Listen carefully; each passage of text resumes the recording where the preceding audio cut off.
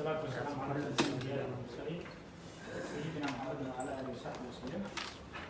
maanta waxaan halkaan ku qabanaynaa shir jaraa'id kulan iskugu yimaadeen dowladda badbaado qaran golayaasha baarlamaanka federaalka Soomaaliya ugana arrinsanayeen xaaladaha ku soo kordhay siyaasadda Soomaaliya maalmihii la soo dhaafay isbedbedelayay iyo sidoo kale marxaladdan kala guurka runtii aad iyo aad dhibka badan dalkeena iyo dadkeena oo maanta ay ku sugan yihiin.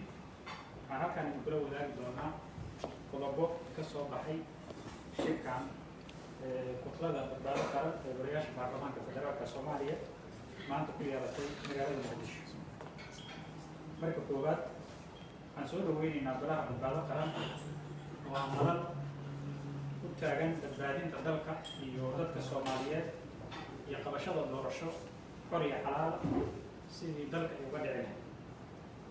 sidoo kale waxaa maantay mudanayaasha labada aqal ee baarlamaanka federaalka ee kutlada badbaado qaran halkan ku saxiixeen petition ugu caddaynaya mowqifka kutlada badbaado qaran iyo sida dalka iyo dadka Soomaaliyeed looga badbaadin karo khatarta kusoo fool kara.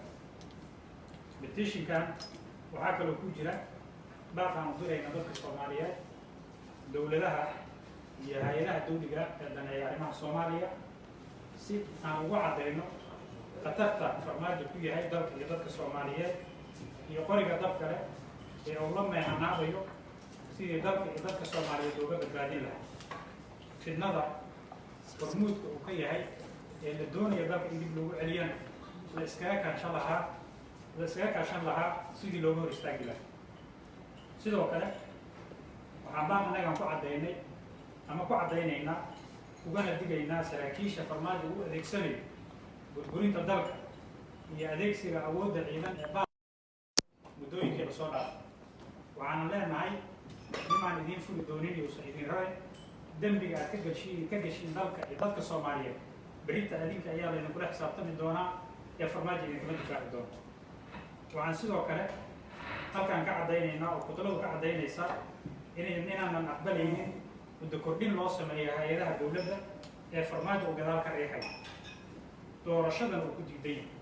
waxaanan uga digaynaa guddoonka baarlamaanka federaalka inaan dalkan lagu dumin gacmahooda mana shaqayn doontee. waxaan idin leenahay ceeb iyo foolxumo ummadda Soomaaliyeed idinkuna u soo jeedinina dalka iyo dadkana ceeb aysan ka soo waaqsan karin gorodda u gelinina ayaan idin leenahay.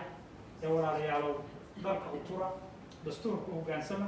haddii aad ka shaqaynaysiin sidii loo tabantaabi lahaa ama dadka la isugu keeni lahaa mas-uuliyaddeeda qayb inaad ka qaadatiin laakiin aadnan hormuud ka noqonin fitno dalka iyo dadka Soomaaliyeed lagu duminayo. aad iyo aad mahadsantiin.